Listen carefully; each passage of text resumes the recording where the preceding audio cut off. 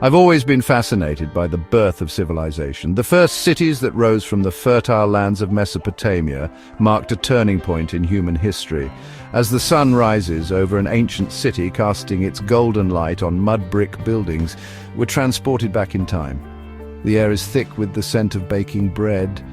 The murmur of merchants fills the streets, and craftsmen prepare their tools. This isn't just any place. This is one of the first great cities of the world, perhaps Uruk or Ur, circa 3000 BCE. The emergence of cities was a revolutionary step in human development. These early urban centers were more than just collections of buildings. They were crucibles of innovation, trade, and social complexity. In places like Ur, Eridu, and Uruk, we see the first experiments in large-scale living. People from different backgrounds and professions came together, creating a melting pot of ideas and cultures. What drove this urban revolution? It was a combination of factors: agricultural surpluses that could support non-farming specialists, technological advancements in construction and irrigation, and the need for centralized administration of increasingly complex societies. The invention of the plough around 3500 BCE and sophisticated irrigation systems allowed for unprecedented food production. These cities became the beating hearts of early civilizations, pulsing with life and creativity. For most people in these early cities, home was a simple space, a mud brick dwelling with few rooms shared with family and sometimes livestock. Bread, often made from barley, was the staple of every meal, baked fresh in clay ovens. Fish from the Tigris and Euphrates, dates, lentils, and onions filled their tables, while the wealthiest enjoyed roasted meats, cheese, and honeyed cakes. In the marketplace, vendors called out prices of goods both local and exotic.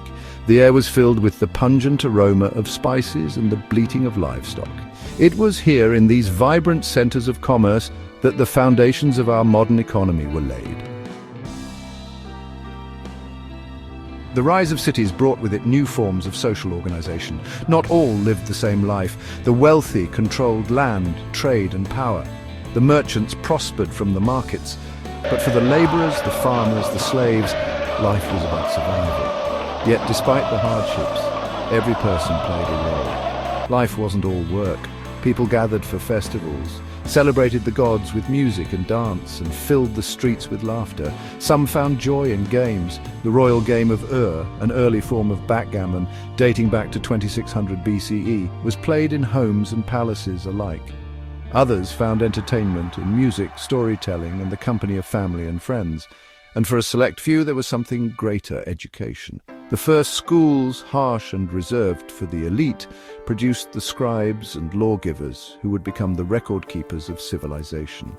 The development of cuneiform writing around 3200 BCE revolutionized record-keeping and communication.